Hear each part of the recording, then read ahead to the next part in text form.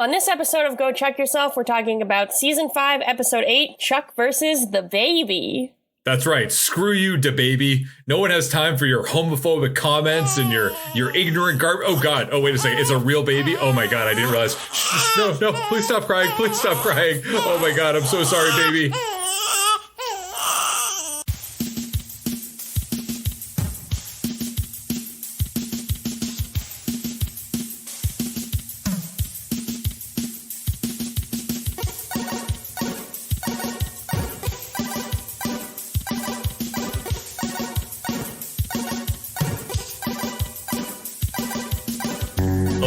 Welcome to Go Chuck Yourself. This is a space for babies, I guess, for actual babies. Don't play this for your baby. There's not enough evidence about the long-term side effects of Go Chuck Yourself exposure on babies. Anyhow, my name is Chris Gillespie. Thank you for listening. My name is Erin. I'm just imagining an expectant parent putting on headphones over their belly, just blasting Go Chuck Yourself into the birth canal. Well, I think our babies that are born now are probably not part of Gen Z, right? They're probably a subsequent generation that has been unnamed. Yeah, they're going to be like Gen Sigma or something. Well, maybe they could be named the Go Chuck Yourself generation. Yes, good idea. Generation GCY. Well, I was actually thinking, we, of course, had a lot to say about Chuck versus the Push Mix. Mm-hmm. And I don't know if we said it at the time, but it would be kind of interesting if while giving birth, someone were to put on an episode of Go Chuck Yourself. And what I have to ask you is, which episode of Go Chuck Yourself do you think would be the best to bring the miracle of life into this world while listening to?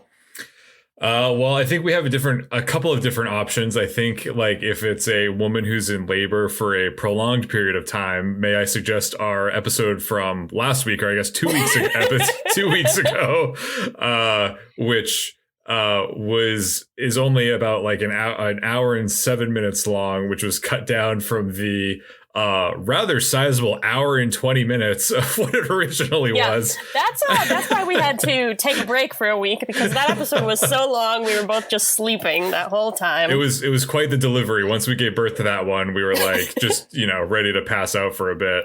I think Chuck versus the Star might be like kind of appropriate, because it is about like a whole birth process. Or not Chuck versus the Star.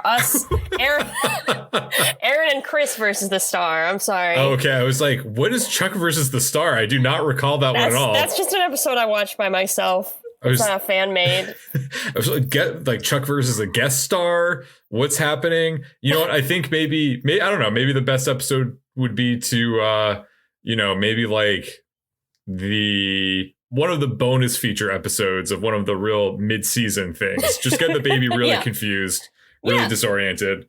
Before we get into talking about Chuck versus the Baby, I do I have some baby related news, which I have not told Erin prior to getting on air, because I figured it would be make for a more memorable recording experience if we were to do it live on air. So I'm very nervous. I don't really know how to phrase this. Erin knows that, my current situation. I've, been meeting different people, and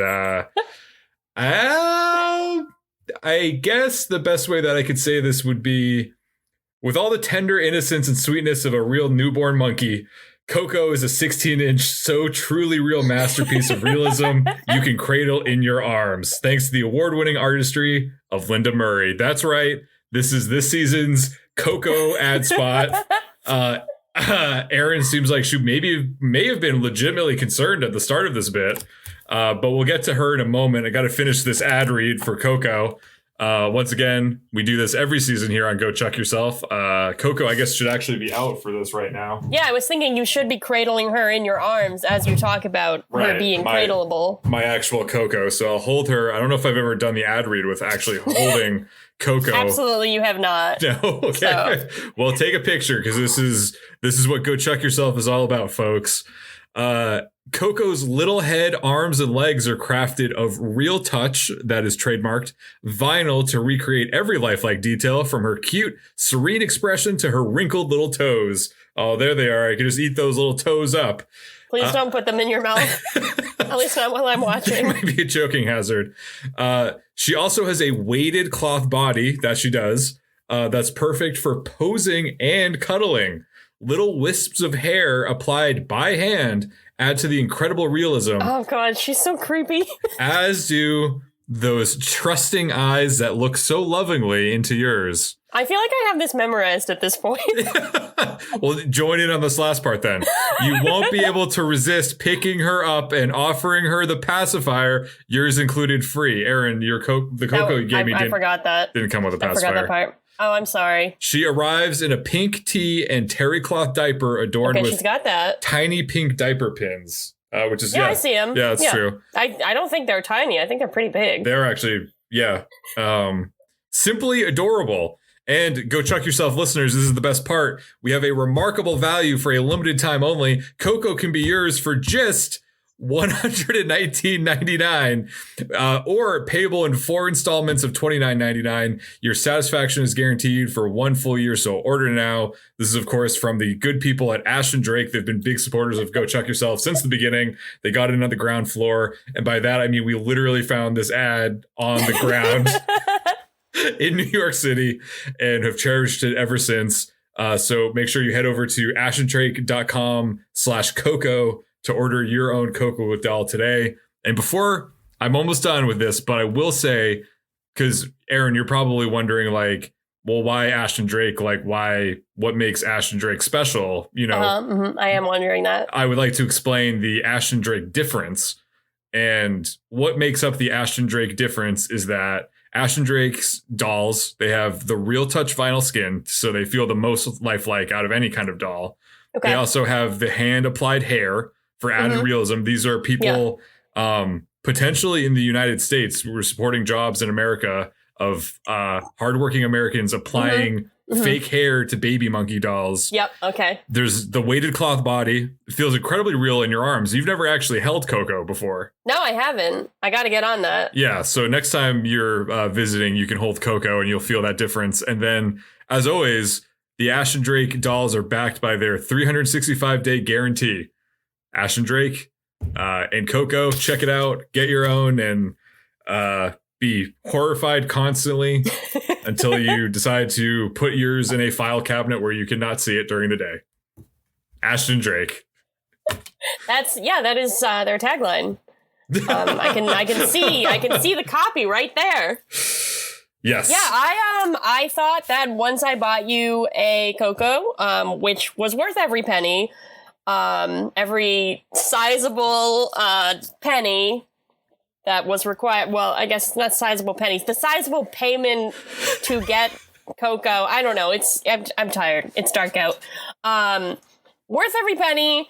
And I thought that maybe we would be done with the Coco ad reads because, of course, like if only one listener of Go Chuck Yourself, which is us, purchases a Coco, it will have all been worth it, and our job here will have been done. But Chris, now that he has Coco in his life, is kind of like evangelizing. He wants all of us to either experience the joy of having a Coco or to suffer alongside him. I'm not sure which. So that was my first thought. My second thought was, yes, you are correct. At first, I thought, this is obviously a bit. He is playing on the fact that this is called Truck versus the Baby. He's going to, like, pretend he's making a birth announcement. I was like, is this going to be in poor taste? Is this going to be kind of offensive? Then I started to think, you know, what if he did? Like, what if there has been a pregnancy somewhere along the line and he is going to make the announcement? And I was waffling back and forth on, like, he wouldn't do that on our podcast, but also it would be really funny if he did. So maybe he will. And like, neither one of us have ever had to announce the impending birth of a child to one another before. So like, maybe this would be the way.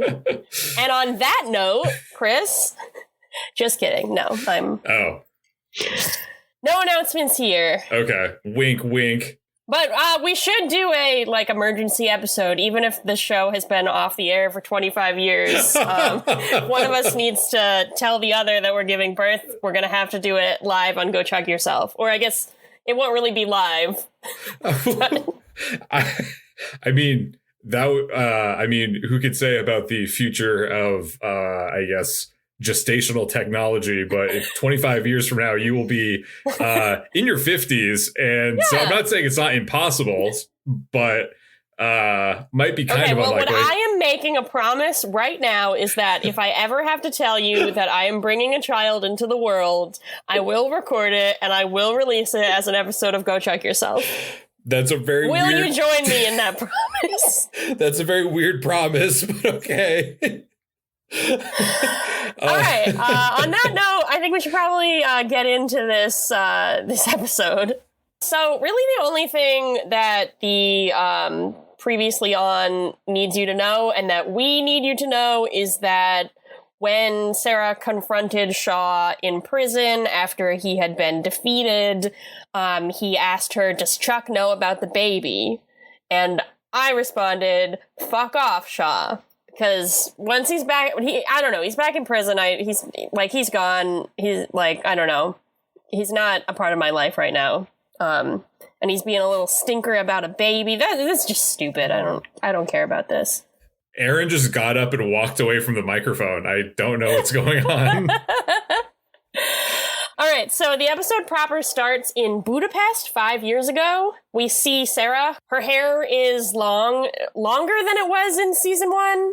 Or maybe about the same. What are your thoughts, Chris? It's very long. Definitely longer than season 1. Okay, so it's long. She's listening to a voicemail from a unidentified woman who is saying that Sarah always has a place to come home to. Another agent walks over and asks who Sarah is talking to, and Sarah says nobody. Also, I should mention that all these flashback scenes, like the movies that I used to make with my friends on Windows Movie Maker, are filmed in black and white. So we watch Sarah sneak into some sort of very fancy house in which a poker game is taking place. She calls back to the other agent, who we find out is named Riker, to tell him what she sees, which is 11 burly men playing cards together. Sarah hesitates, but Riker encourages her to act, telling her that the guys would shoot her if given the chance. So in a very Matrix-like scene with techno music playing, Sarah just kind of wrecks everybody in the room. She kills them, she throws knives, shoots guns. It's all fun. Over comms, Riker directs Sarah to something he refers to as the package, but once Sarah goes into the other room, she discovers that the package is actually a baby? A baby? What? As Sarah's handler, Riker demands that she acquire the package and bring it to him. Back in present-day Burbank, Sarah is on the castle computer, and she finds a message from Shaw to Riker stating that the baby, or the package, or whatever, I don't remember exactly what it said, but the baby is alive. She's forced to rapidly switch tabs when Chuck enters and announces he has a big surprise for her. I feel like Chuck has big surprises for Sarah, every day. Living with him has to be exhausting. So in the next scene, Chuck has his hands over Sarah's eyes, and we learn that they are at the dream house that showed up at the beginning of the season, which presumably required a bit of driving. So what I was kind of wondering is, did Chuck have one hand over Sarah's eyes the entire time he was driving? Did he blindfold her? Did he only put his hands over her eyes when they were walking into the house? And if so, how did Sarah not know that they were at the house? This just seems like a lot of confusing things. But it is not my only confusion regarding what is going on with them visiting this house. Chuck has taken Sarah to their dream house, which is apparently still on the market, which is fine because it's 2011, and as we've established, the housing market isn't great at this time in LA. The realtor is apparently so desperate that she's just agreed to let them stay there over the weekend to try it out, even though, as Sarah says, they don't have enough money to buy it and haven't made any promises that they will be doing so.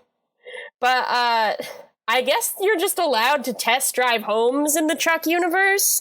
And apparently one of the things you can do while test driving said homes is just leave lit candles on the floor, go get your girlfriend wife, and bring her back to surprise her. Sarah points out that they still can't afford the house, but Chuck thinks they can based on Beckman's offer to rejoin the CIA, or as I wrote in my notes, the cafe, which would be quite a different show, I have to say. Sarah doesn't know what to say, and Chuck just tells her to think about it. Chuck continues by kind of broaching the family discussion, which is not something that we've seen Chuck and Sarah talk about up to this point, but Chuck just goes in head first by pointing out how the door frame would be great for measuring their future children. Sarah understandably is a little uncomfortable by this. She says she wants the life that Chuck is imagining, but something urgent has come up. And, like, we know that she's just, like, nervous about the whole baby situation, but honestly, if she wanted to, like, bolt right now, wouldn't really be that surprised. She just ghosts her husband? Yeah. Ghosts her husband because he's being weird. Chuck tells Sarah that she can tell him anything, but she says not this time. We flash back to the black and white. Sarah picks up the baby from the crib and tells it/her that everything is going to be okay. She puts the baby in a harness over her chest. Is that a baby Bjorn? What is that called? I think so, right? Okay, yeah, I think it's a baby Bjorn. She has, like, double machine guns in either hand. She's got a baby. She's going down the stairs. And it's, like, a moment of, like, women can have it all. But I was like, where did she get the baby Bjorn? She didn't know that she was going to be picking up a baby today.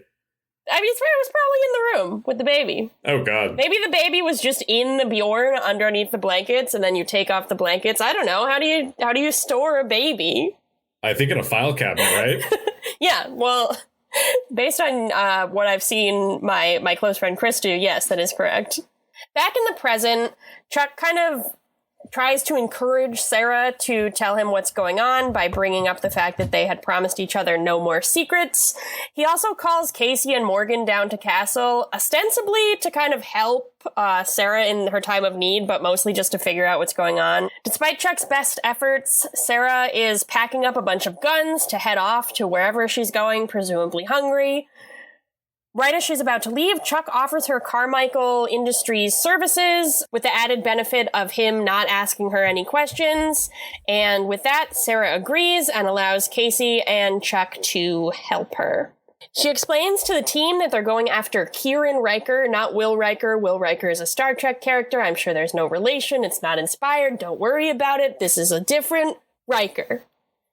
Morgan is going to man the comms in Castle, while Chuck and Casey come with Sarah to Budapest. She's going to pretend to be Shaw on the computer and send another message to Riker about the baby. After Sarah explains all this, Casey expresses his doubt that Chuck will be able to keep his end of the deal by not asking any questions about it. And it turns out he can. As soon as they're alone, Chuck asks Morgan's help figuring out whatever Sarah's secret is. Morgan, surprisingly, is actually the voice of reason here and is like, Sarah's usually right, just trust her. But Chuck just wants to be prepared for whatever is coming. The conversation takes a turn when Morgan expresses disappointment that he'll have to cancel his game night with Ellie, Awesome, and Alex. And it takes an even weirder turn when Chuck suggests that they just have it in Castle. That's fine, right? Back down in Castle, presently, Casey asks Sarah what's going on. She won't tell him either, and he's a little hurt. We're then treated to another flashback involving Riker drinking out of a very tiny cup. It's very small. At a Hungarian cafe, Sarah shows up with the baby in a little carriage. She asks to know what'll happen to the baby, and Riker won't tell her, which is a little bit sus. She brings up to Riker that she knows the mission wasn't sanctioned. He says that the baby is the key to the fortune of the family of the mansion that Sarah killed all those men in. Sarah confronts Riker with the fact that she knows the mission wasn't sanctioned, and Riker explains that the CIA doesn't pay very well, so he's planning to use the baby, who is apparently the heiress to a huge fortune, and kill her so that he can get the fortune himself. It's a very Count Olaf kind of plan. He pulls a gun on Sarah, but she also pulls a gun right out of the carriage. It turns out that it was just a walkie-talkie playing baby noises, and she has a gun in there. She doesn't have a baby. She shoots him, not to kill. He just kind of falls down and escapes. And we find out that she, once again, here in Hungary, has a hotel and/or apartment, and the baby is in there. In the next scene, the baby is crying just kind of relentlessly, and like many a new parent, Sarah doesn't know what to do. We flash forward to Chuck asking for more info on Riker as Sarah sets up a sniper rifle in a very similar but definitely not the same hotel. Or maybe it is the same hotel. Maybe Sarah's just like very consistent and remembers where she booked. I don't know. Maybe she had a pleasant experience there.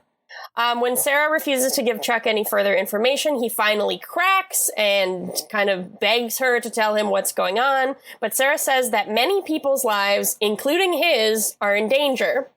Chuck asks what she's going to do when she sees Riker, and she says, "I'm going to kill him, Chuck." I'm going to kill him.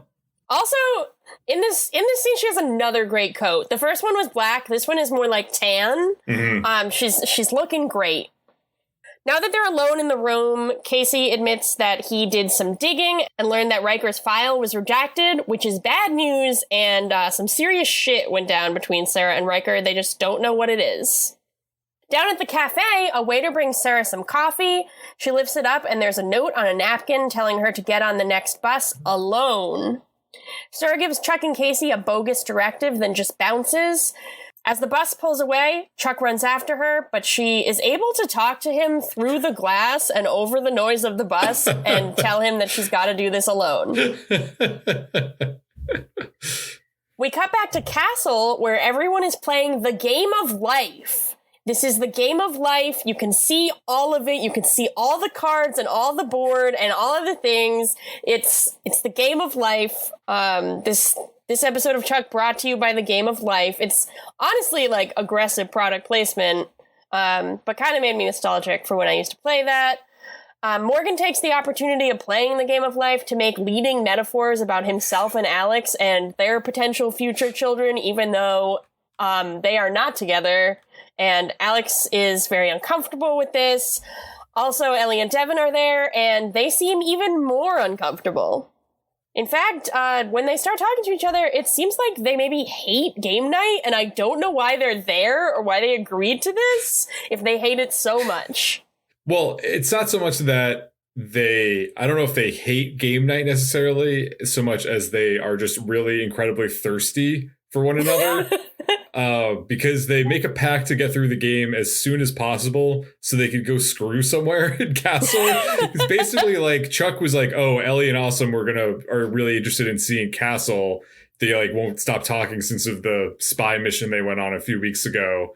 But really what that means is like once they got a taste of the spy role playing like in the bedroom, they're like they need more, and they're like, "We won't be satisfied until we are in Castle getting to do the real thing." So last episode was me being thirsty, but this whole season is really Ellie and Devin being just extremely thirsty for one another. It's like the writers of the show were like, "Look, we have these two great-looking actors. Maybe this last season we should just really like let them just be as on top of each other as possible." So the Woodcombs are successful in ending the game early because Ellie spins a 10 and that lets her win the game. So they both shout, "We win at life," which I thought was funny because they're both doctors and they're both beautiful and they're both wonderful people. They did win at life. So to celebrate, they run off into the depths of Castle to fornicate like rabbits, leaving Morgan and Alex alone at the table. Morgan tries to gauge Alex's feelings for him, and she explains that there's no quick fix between them and that things are going to take some time. Back in Hungary, which not really sure how this works out, but Hungary is 9 hours ahead of Los Angeles time.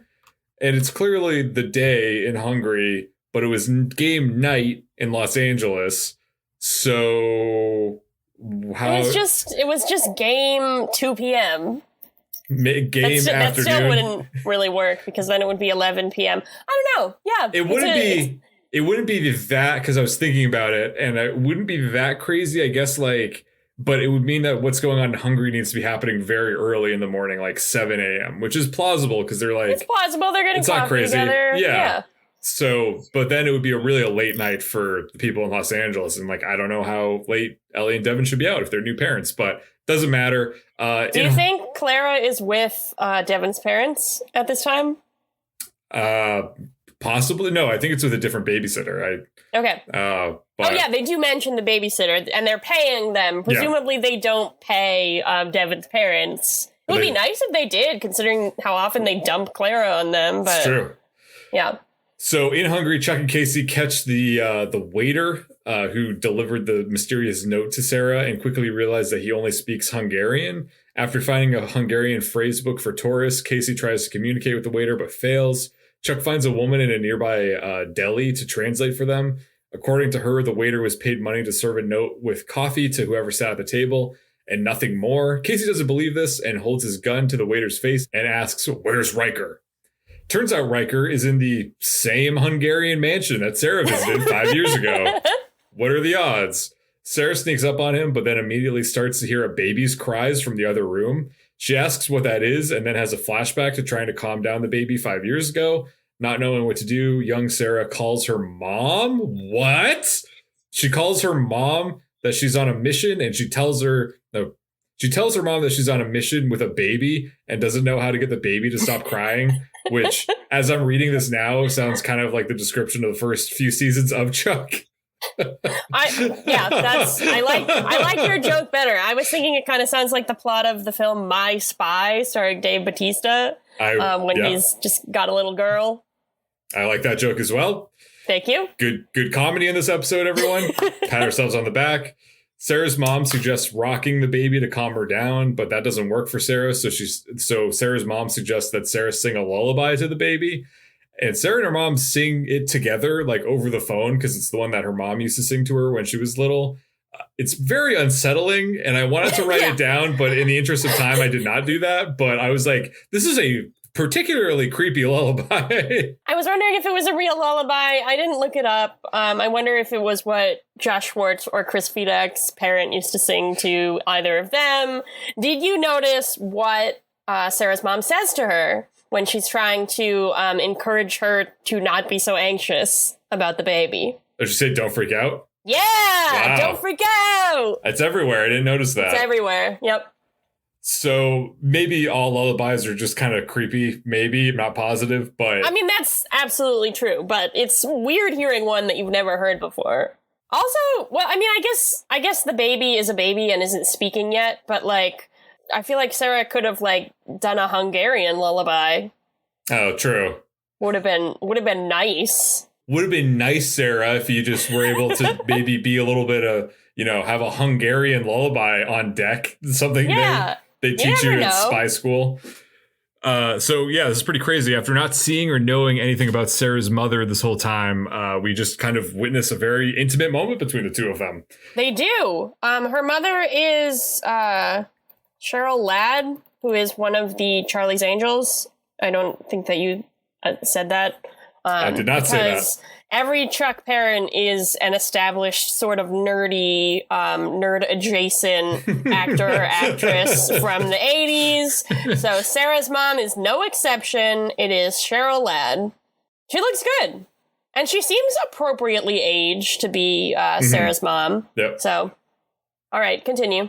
So back in the present, Sarah leads Riker into the room where the cries are originating from, which also is the room where the baby was 5 years ago. Of course, it's not the same baby because that's not how time works.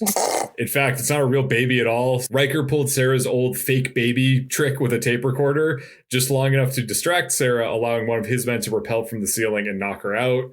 We cut to a commercial break and we return. Riker smacks Sarah awake. I mean, Sarah's really taking a beating this season.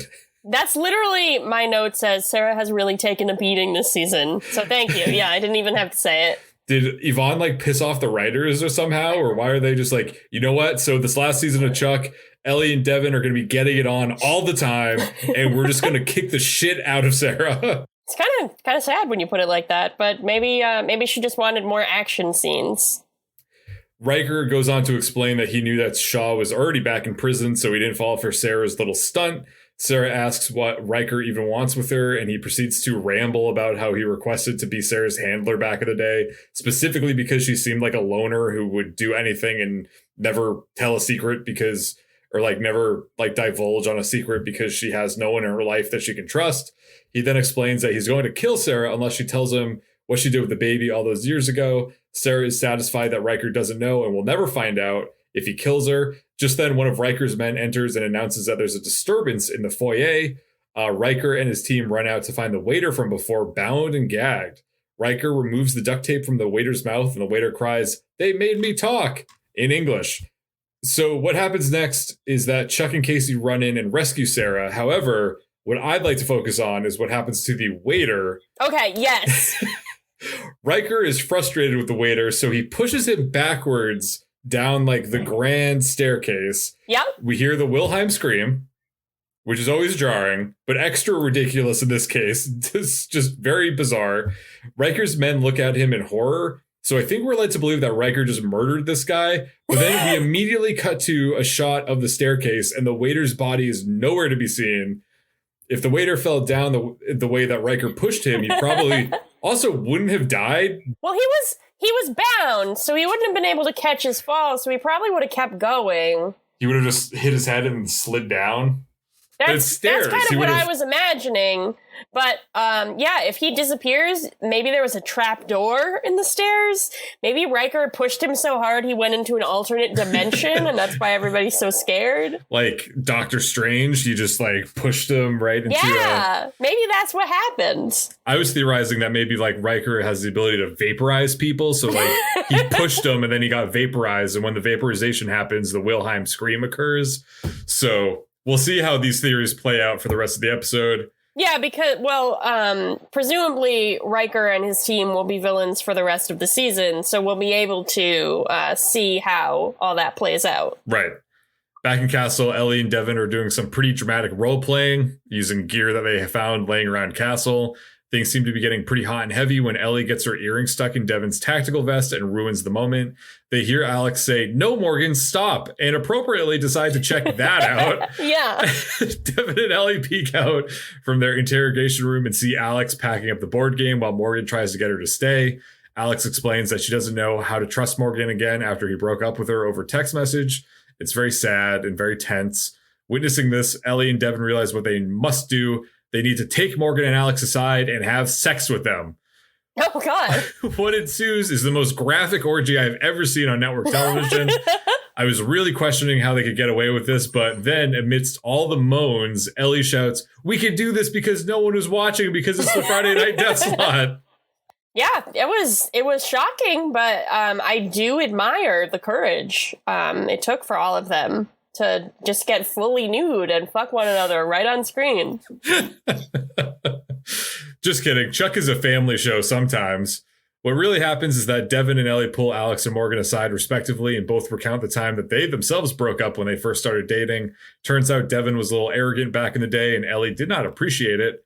Devin tried hard to win her back and did a bunch of things, but none of them worked. That is until Ellie overheard Devin talking to his mom on the phone in private and realized that he was truly a sweet guy underneath it all. We learned from Devin's conversation with Alex that he thought he won Ellie back by getting her lilies.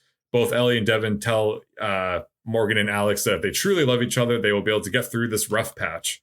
The next morning, Sarah wakes up in her and Chuck's bedroom with Chuck like standing over her, watching her, I guess, kind of. Well, he's probably nervous because we don't see how she gets home, but she was passed out, and I don't think anyone took her to the hospital. Did they just take her on the plane while she was unconscious? I guess so. Okay. Does Carmichael Industries have their own plane at this point? Because before they were always jetting off with the CIA, but now they I mean, that's a good point. Yeah, I'm not really sure how they got to Hungary and back. We don't really see that. Once again, the mystery of air travel in this television show continues. Sarah seems to be doing okay, so Chuck does what any good partner would do in this situation and takes her to task. He immediately tells her that she was wrong for keeping secrets and trying to solve things on her own. Sarah recognizes that Chuck is right and explains that she trusts Chuck but is still having a hard time breaking out of the loner mentality that her father and the CIA instilled in her. We flash back to Hungary 5 years ago when Sarah receives a phone call from our old friend Tony Todd as CIA's old CIA director, Graham. Graham, he's back. He's back. It's not all sunshine and rainbows, though. Graham wants to know what Sarah did with the baby. She explains that she doesn't have the baby, but if she did, what would the CIA do with her? Graham basically says that the baby would never be safe with the CIA, which is really pretty fucked up. Yeah, it's he's like, the CIA is so corrupt, like, we'll never be able to take care of this baby. Someone's definitely going to kill it and take the baby's fortune, which there seems to be, I don't really understand the legality of all this, but everyone seems to think that it's very easy to get this baby's money.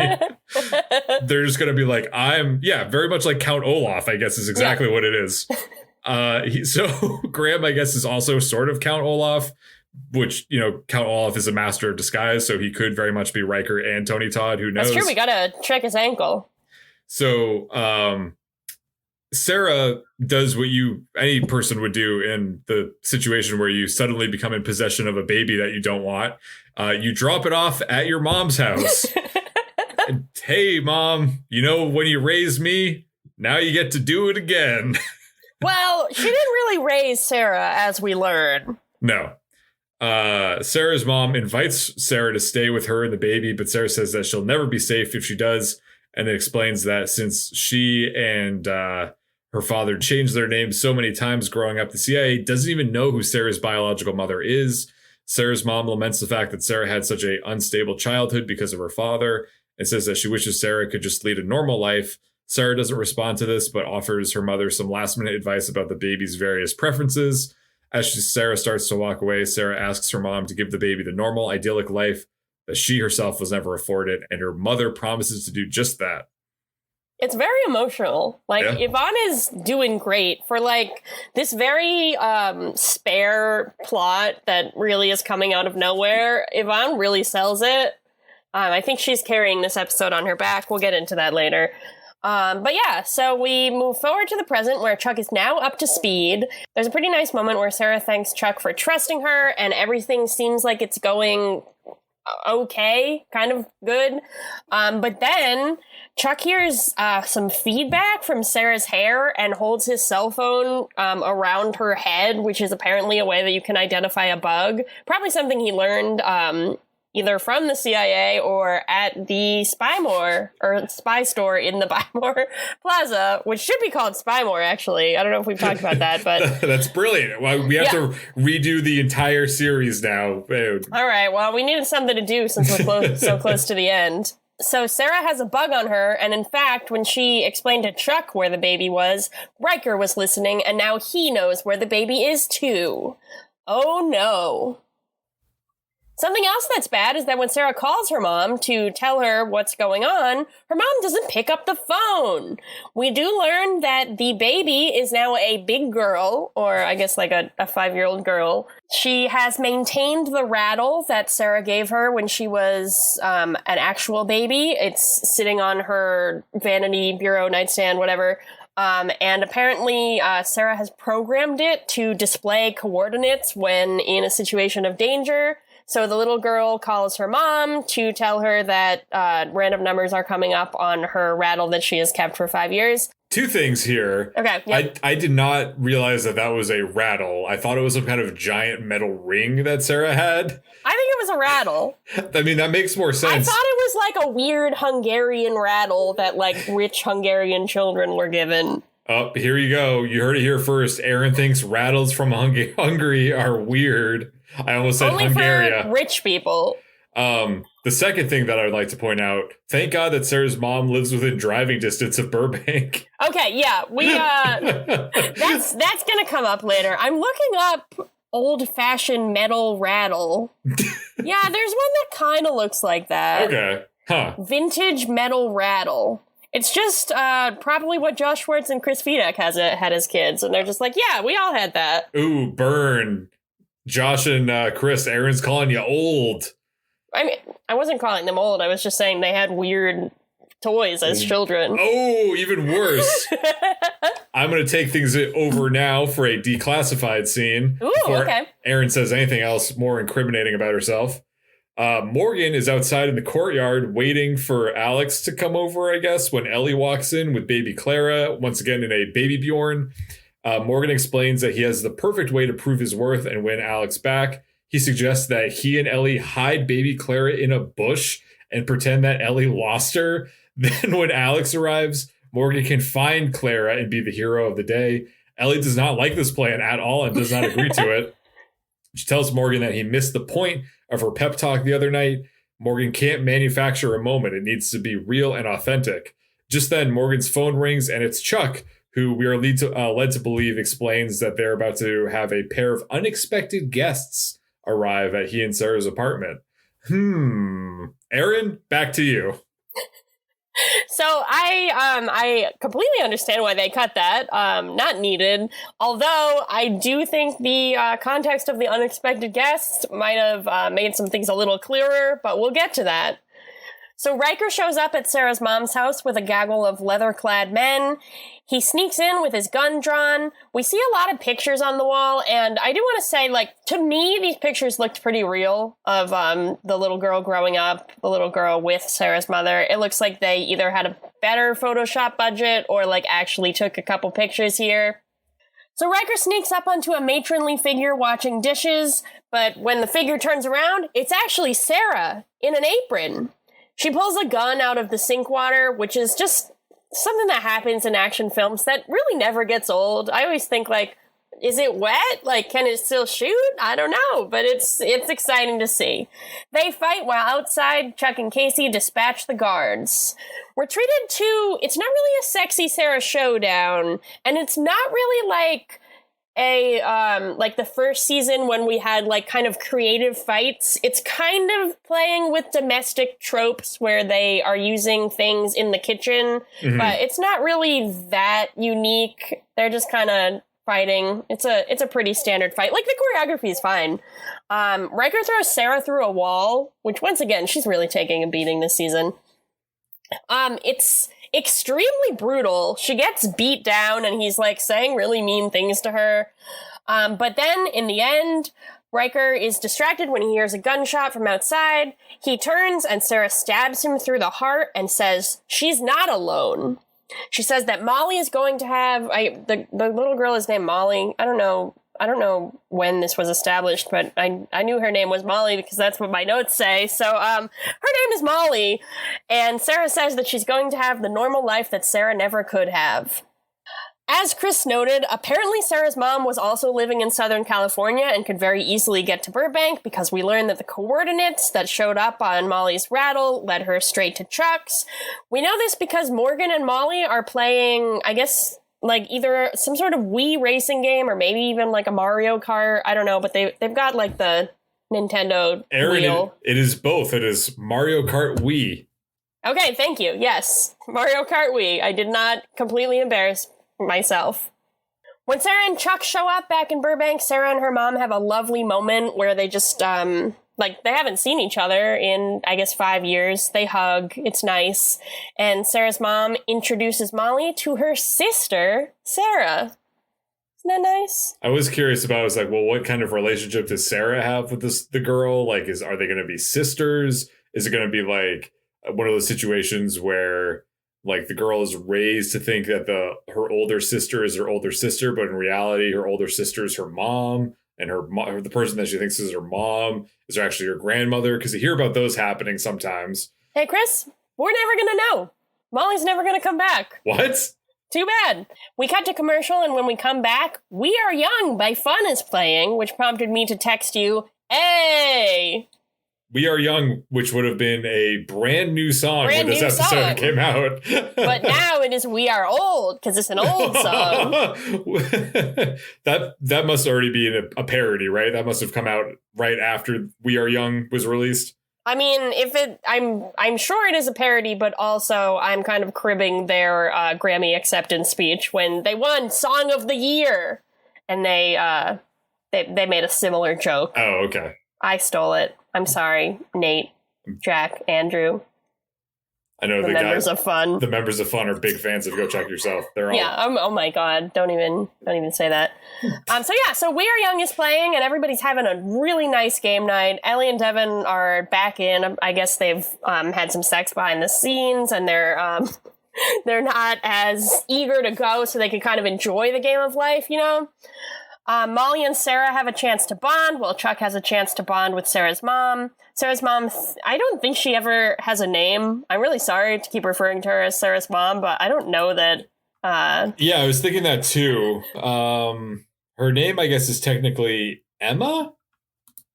All right, I don't think that's ever said, but... I don't think it's ever said either. Emma thanks Chuck for giving Sarah friends and a normal life. Across the room, Alex directs her dad to where Devin or Chuck, I don't know, whoever's house they're at, where the scotch is hidden. Then she heads over to Morgan. He starts trying to have kind of a normal conversation with her, and she just grabs him and kisses him. I think that's supposed to be a sweet moment, but I really don't care. It was obvious that it was going to happen, and I'm a little... What is that face? Do you care?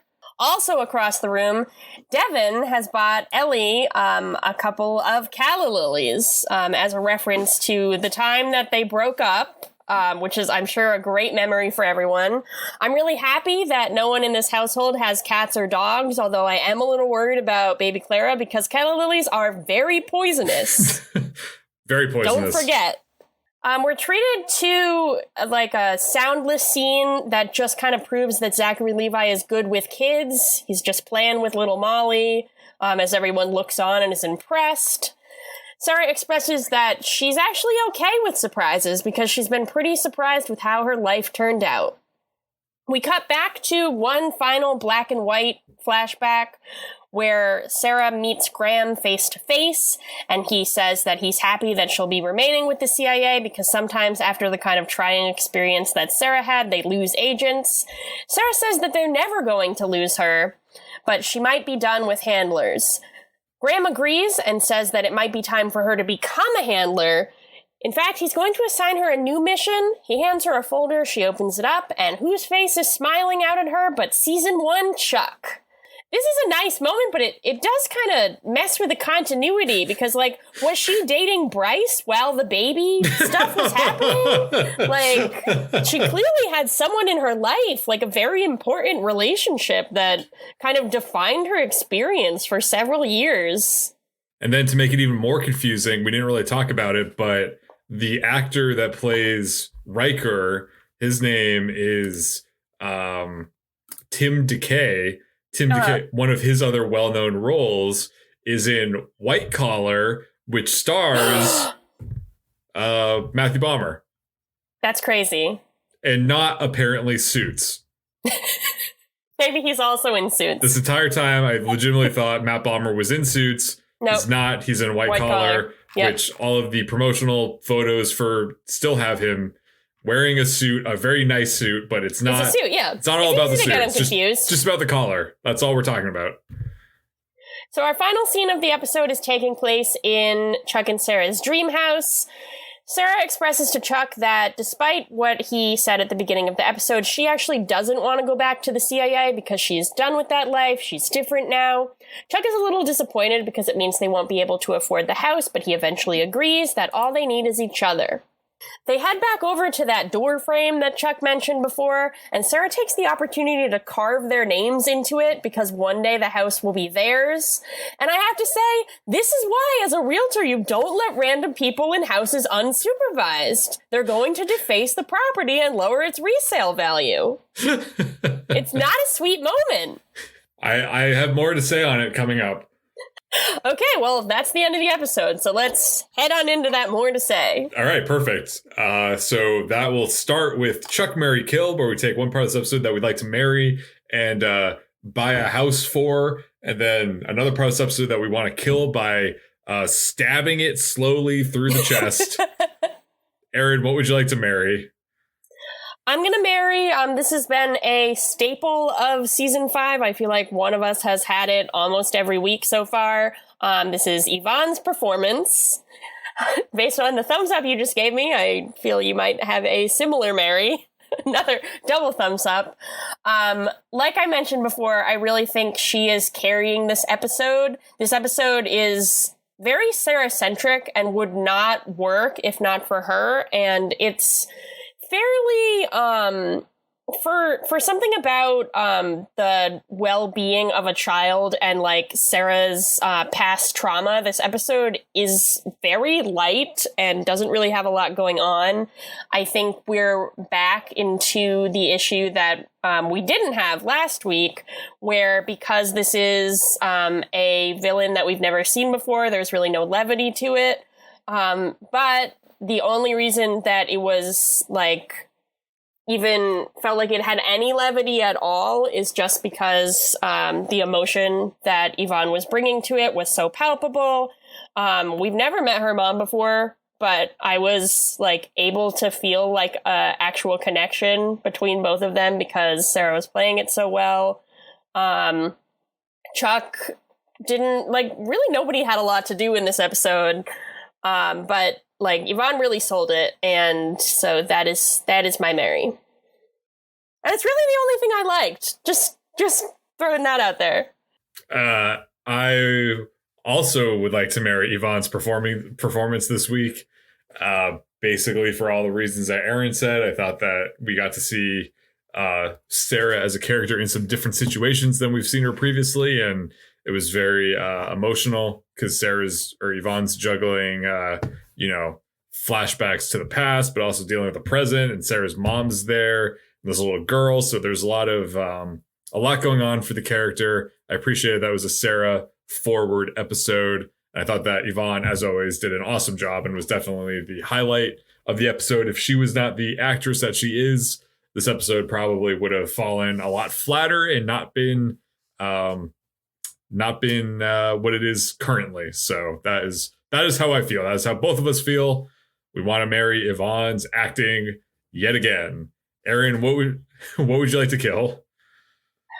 I have a feeling I know where your kill is going to go. Oh. Well, just based on what you were saying before, I could be wrong. Now I'm a little nervous. But I have kind of a simple one. Just I wasn't really into Ellie and Devin's bad attitude about game night. I think like if you agree to play board games with your friends, you better fucking sit down and do it and not be just whispering to each other about having sex all night. Like that's not what game night's about. And it's rude. This seems to be coming from a much deeper place than most of your kills come from. This seems like something you have personal experience with. All right, well, that'll be our bonus episode. We'll talk about my personal experiences with game nights. But then why did Ellie and Devin agree to have a game night with a couple that's broken up? I don't know. They thought, well, I mean, to be fair, they're like, I thought things were better between them. And I was like, as the viewer, I also thought things were better, but I guess they're not. So what's going on? Who knows? I mean, it's an awkward situation for them, for sure. Yeah. But they could have had better attitudes about it, is all I'm saying. My kill is why did the writers think it would be okay for Chuck and Sarah to carve their names into a house that they do not own and is actively on sale? I get that it's supposed to be cute, but we're supposed to believe that both characters feel good about doing this. The realtor let them have access temporarily for a house that they do not own for some reason, and they thank this realtor by defiling the house. They can't even pretend like it was there beforehand or that it wasn't them. They literally were the only people in the house this weekend, and they carved their own names deep into the wall. Like a couple of 14-year-olds being like, we're going to be together forever. Ooh, let's carve our names into the cafeteria table or whatever. And also, like, assuming that the house sells to someone else, because Chuck and Sarah can't afford the house currently, the new owners will be upset about this, but then they'll just fix it. They'll remove the names. So Sarah being like, oh, we're like staking our claim on this house. Our names are going to be here forever. No, they're not. They're going to be removed almost immediately. And I just thought this was a very weird, borderline unbelievable way to end the episode. And it was just a weird choice that took me out of a very, sweet emotional moment. I was like, what? And then it just fades to black. And I was like, what? Where did that come from? So I thought that they could have had the exact same dialogue without carving their names into the house was just a very weird choice. And I know that you feel the same way. Yeah, well, what it seems like you're saying is that if they really wanted to stake a claim on the house, they should have peed on it. You heard it here first. That is what Chris said. That's not what peeing on things in Chuck. That's absolutely not what I'm saying. However, to add to that, it would at least be an easier to fix and or temporary marking of, because you can clean up a little bit of urine a little bit easier than you can replace an entire not window pane, but wall thing, door frame Yeah, that is the correct term. Yes. Yeah, it was weird. It was a weird choice. I'm at least glad that I thought the episode was gonna for sure have some sort of cliffhanger. I'm happy that it ended on that moment because at least it was done. But I would have liked a scene where the realtor shows up the next morning and says, what the hell, guys? And there's a line at the beginning of the episode that Chuck says that the realtor has a crush on him. So does he think that he can get away with this because he'll be like, oh, sorry, babe. Like, and she'll be like, sorry, babe, I wrote another woman's name on the wall. I don't want to dwell on this, but I am very curious to see what you are going to give this episode on the scooter scale. How many corn dogs? I feel like you could be kind of all over the place. I'm not really sure what you're going to say. So let's see what you're cooking up. All right, let's do it.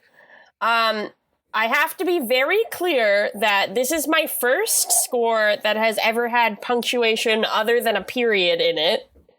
Because like you do have like a decimal point. But this time I have not 1, not 2, not 3, but 4 question marks. And I'm going to come in with 2, maybe.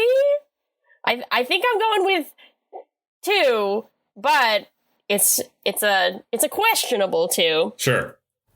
I mentioned the things I liked about this episode already, which was pretty much only Sarah and the fact that there was a cute baby. That was all that I cared about and felt had more of a dynamic plot going on. I didn't care about the villain. Riker was boring and was just a very the definition of a villain of the week. He's not coming back. He's dead now. So that was a bit of a bummer. But I think the thing that bothered me the most was actually Sarah's arc, which is, it seems like a lot this season they are kind of bringing back emotional traumas that either Chuck has with the Bartowski curse, or that Ellie has about Shaw killing their dad, or that Devin and Ellie have about not being spies. Like, they're bringing these things back, but because they haven't been talked about at all, like for over a season, it just kind of feels like they're going out of a hat and being like, oh, we never really resolved this one. Oh, we never really resolved this one. It's not, like, satisfying. So, like, I totally believe that Sarah would still have to deal with, like, the repercussions of her upbringing. But since, like, Gary Cole hasn't made an appearance, he didn't even come to their wedding, and they haven't, like, talked about him, it just kind of feels like it's coming out of nowhere, and it's kind of disappointing. What about you? Well, I think I have to go with a 4 out of 5. So I think your criticism of the episode is valid, and I do think that this episode is kind of a mess in a lot of ways, like the way that the plot moved forward, but also like technical things like the editing and the set design, and like, you know, we were making fun of how they reused the same sets over and over again, which just felt very weird this episode. And I noticed some weird editing choices. And, I think writing wise, having the bug be stuck in Sarah's hair all the way from Europe was just a very like easy way to be like, oh, Riker knows about the house now or whatever. And it's not even like Sarah didn't even, say her mom's name or where she lives or anything like that. But how'd he get from Hungary so fast? Who knows? It seems like they would have like at least like 9 hours to play with. Right. So it was kind of sloppy. Overall, I am pleased that we have a Sarah forward episode. And I think that it was pretty revealing about her character and her backstory, even if that seemed very unprompted and just kind of out of left field. I'm glad that we didn't get too bogged down in Chuck and Sarah's normal dynamic of Chuck being over controlling and invasive while, Sarah is more passive. I mean, there is a little bit of that, but that wasn't exactly where the episode went. So I thought that the episode course corrected a little bit with the whole Morgan reminding Chuck that Sarah's right about everything usually. And I think they did a good job with Riker as a villain. I know that, we're not led to believe that he's going to be this big bad guy, in multiple episodes. But I think that they made him threatening and despicable enough for this one episode that I feel like they don't always do that good of a job with the villains. But the fact that he was so bent on killing this innocent baby, and then she grows up to be a little girl, his death I felt was very earned, because it was very like Sarah stabs him in the chest and then he dies very slowly. Yeah, but I really appreciated that, because this guy's like this evil like son of a bitch. He's gonna kill a child. Yeah, so like this feels earned, and also like it's this specter from Sarah's past that she's finally like getting rid of. So I thought that the villain this week was actually pretty good compared to other weeks, and I thought the dynamic between Ellie and Devin and Morgan and Alex was fun. And of course, I felt warm and fuzzy inside with the end, party scene. So I have positive feelings for this episode, although I recognize that it is not a good episode. All right. I will accept that. Yeah. I remember flashing back to my own black and white memories of when I first saw this episode. I do remember being disappointed. I think I'm primarily disappointed by what's coming, which is that we do not see Sarah's mother or Molly again. Mm-hmm. I'm also just like I have felt nice that we're not like going into like, oh, Sarah and Chuck need to have a family discussion, like at least not in a weird way. And then like just bringing in like, ooh, Sarah is baby crazy. Like Shaw's, does Chuck know about the baby, making us think that maybe Sarah had a baby in a previous relationship. Like it was just kind of like leading and felt kind of silly, and I feel kind of icky about it. Yeah. But yeah, it was not the worst episode of Chuck. It was not like egregious. I just like didn't really connect with it. Mm-hmm. Well, what did you learn this week? I learned, this is just very episode specific, but I learned that Sarah has a mom, like all of us. That's true. Yeah, that's a good point. This week I learned why exactly this show is called How I Met Your Mother. A similar theme there. Yeah, we're kind of in sync this time. We're kind of in sync. We don't have all the members of NSYNC, but we just have some of them. We're just kind of in sync. Yeah. We're just kind of. We have 2/5. We have Joey Fatone and Chris Kirkpatrick. Are you Joey or are you Chris? Well, my name's Chris. Okay. Yeah, I feel like I could be a Joey if I wanted to. Yeah. Thank you. Yeah. That's nice. Okay. Well, I guess we got to say bye then. Wow. Oh, man, the comedy in this episode. We should be charging for this one. I can't believe we just post this for free on the internet. Premium, yeah. I don't think it's going to get much better than that, so I'm going to sign off right away. My name is Chris Gillespie, reminding you that food is sexy, and to visit AshtonDrake.com/Coco for your own Coco doll. Support those kind people at Ashton Drake. My name is Erin, letting you know that anything is possible. And also, once again, I promise that whenever announcing a future birth, I will record and release it as an episode of Go Chuck Yourself. I promise. But it's not an episode that I am on it with you. You just do it because I manage all of that. So I'm going to be announcing it to you. Like, I'm going to be saying it to you. Well, I will not be announcing. I mean, I will be announcing to our listeners, but I will be announcing to you, and then our listeners will hear me say it to you and your reaction. Right. So that's a really fun way of just instilling a ton of anxiety in me for every future episode of Go Chuck Yourself. No. It's not going to be soon.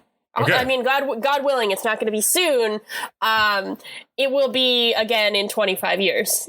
And we will put out an episode of Go Chuck Yourself. Podcast will be uploaded directly to people's brains by that point. We'll be in our flying cars, but we will release an episode in which I announce that I am going to be a parent.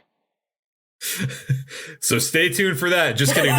There's an episode next week. Don't wait for another 25 years. Please listen to the next episode that's coming out soon. Until then, have a good one. Thanks for listening. As always, a big thanks to the artist Hadakoa and the fine folks at freemusicarchive.org for providing us with our theme song, Warm Up. If you want to drop us a line, you can reach us at GoChuckYourselfPodcast@gmail.com. Don't forget to like and subscribe to Go Chuck Yourself on your preferred podcast platform. New episodes come out every Monday morning, and you do not want to miss a new episode. Thanks again. We'll see you next week. Bye-bye.